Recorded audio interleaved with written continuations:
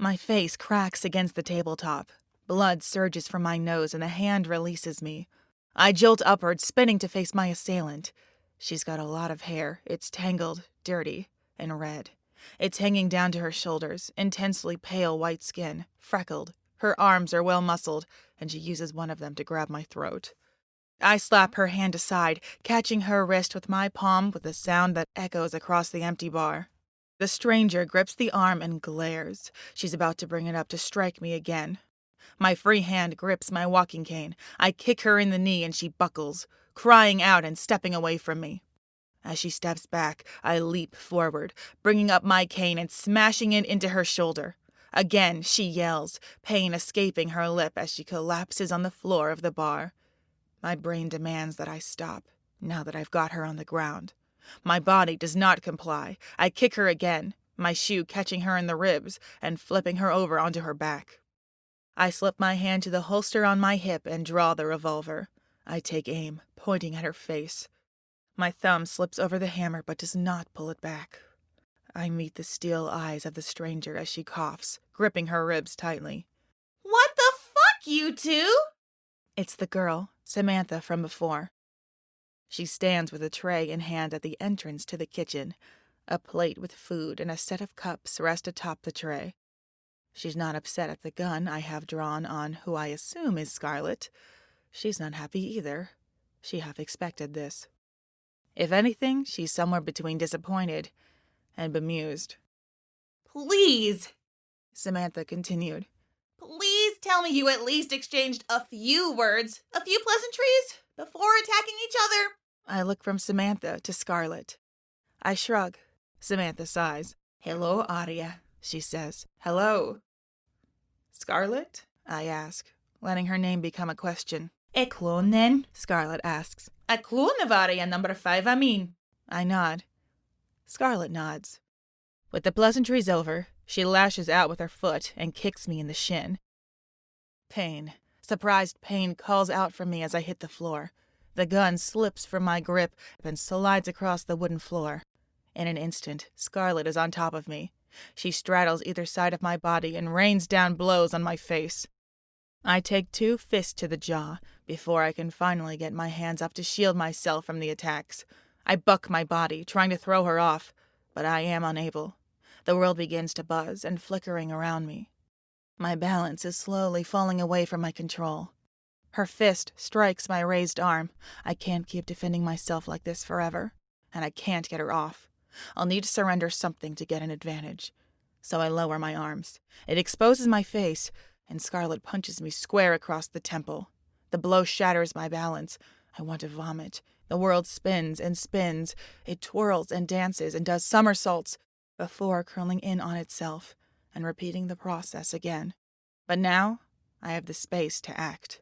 My left hand shoots out and grips her throat. I squeeze tight. I press my index finger and thumb beneath her jawbone to a sensitive spot I know well.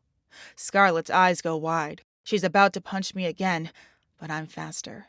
My fist sinks furiously into her solar plexus. The last of the air in her lungs escapes her, and she gasps.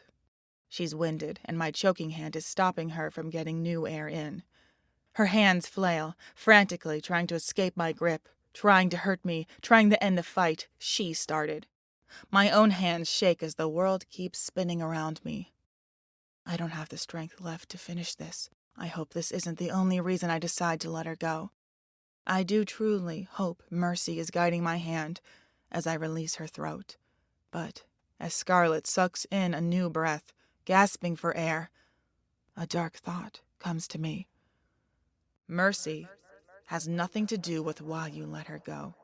If you had the strength, Aria, you would have taken it further. I want to disagree with the voice. I want to sway the notion aside.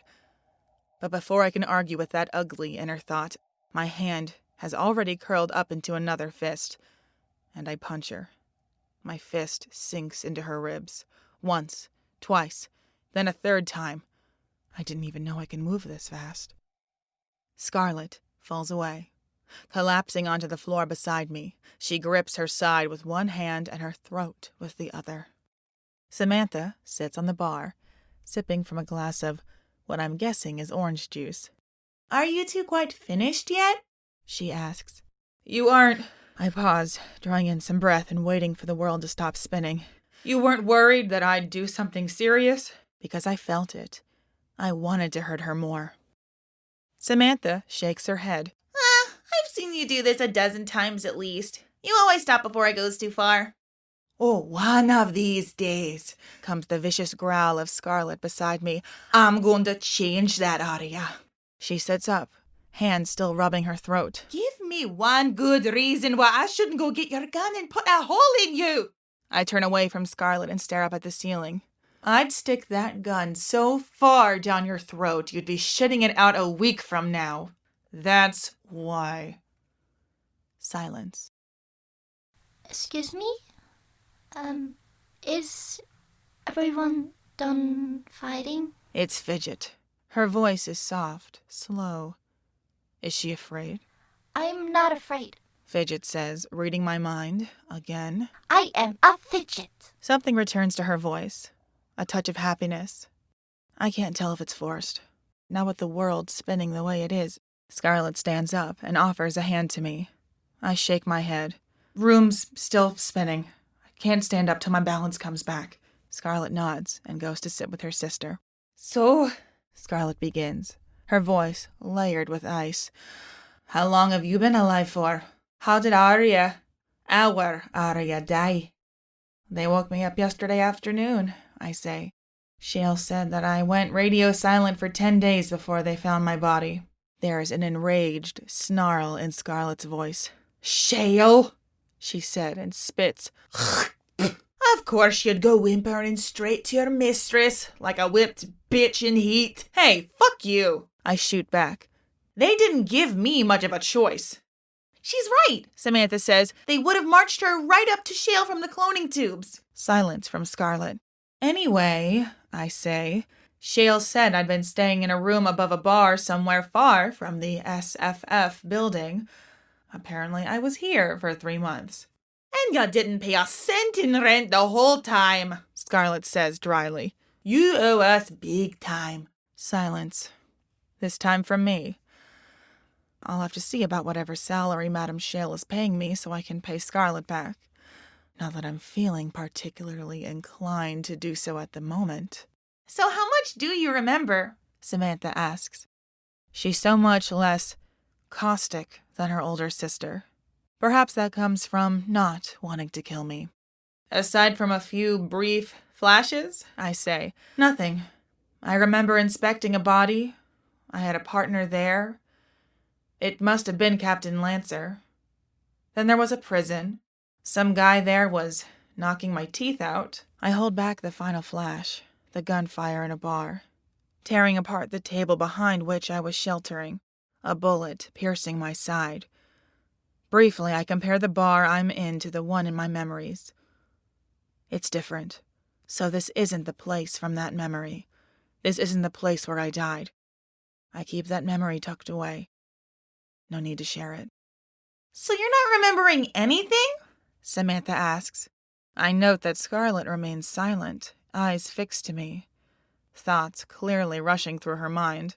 I'm getting a lot of muscle memories. Things that the last Aria must have done so many times that they're just burned into me now. So how did you get here? Samantha taps her chin. Fidget bring you here? Yes, I did. Fidget declares. Though, maybe I should just keep her in the SFF building until she got better. It's super not safe in the big wild world. And Aria did get very punchy in the facey. Scarlet cuts in, her voice quick and her tone hard. Why did you come back, Aria? It's hard to respond to the layers of hurt underpinning Scarlet's every word. I just want to be better than the person I used to be. Ha! Her laughter is short and sharp. And what happens when your memory comes back, Aria? Not a single soul in all of Harmony City has been cloned as often as you. Not that I know of. Do you understand what that means? Do you even get how broken you are? What happens when whatever trauma left you the broken, awful person you used to be slides back into your memory? The last you couldn't overcome it. Hell, maybe she was carrying the traumas of the Aria before her. My breathing turns ragged as the weight of Scarlett's words collapse my spirit. That's one hell of a thing to say, I snap. One hell of an idea to have locked and loaded, ready to tell me. Did you rehearse it in the mirror? I can't see my own smile, but I know the smugness touching the corners of my lips is an ugly sight. Scarlett crosses her arms. It's harder to forget, because it's the last thing you said to me before you died. Silence. Fidget, Scarlett says. Yes? send Aria the message. The one she sent me before she died. A blue rectangle. An inbox message appears in the top right corner of my vision. There's an audio file attached to it. Scarlett walks to the kitchen door. 3 days ago, you sent me this message. I hadn't seen you in a week, and 3 days after sending it, you died. Scarlett leaves the room. Nothing left to say to me. Fidget, I say. Play the audio. The voice I hear, through cracked and poor quality recording, fizzing and hissing, it's my own. And I sound so very tired. And so very alone. Hey, Scarlett. This message, it's not for you. I'd prefer it if you didn't listen beyond here, but I know you will. You're just that type of person. Aria. Whichever Aria comes next after I die. This is for you. It's not the only message I'm leaving for you, but with any luck, it'll be the first one you hear. I can't explain right now why that's important, but they might be listening. It's not There are things that Okay, here's the thing.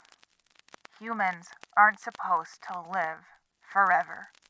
That's the biggest problem with this cloning situation. If clones don't keep their memories, then they're just new people wearing the skin suits of our dead loved ones, and we hate them for it.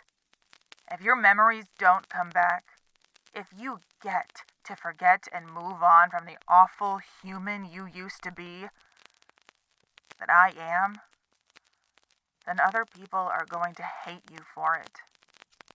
And even me, I'm going to hate you for it. But if you do remember, like every other clone, then you're cursed, because there's only so much of life that a single mind can cope with. Only so much pain that a person can deal with before they lose themselves to it. You're on your sixth.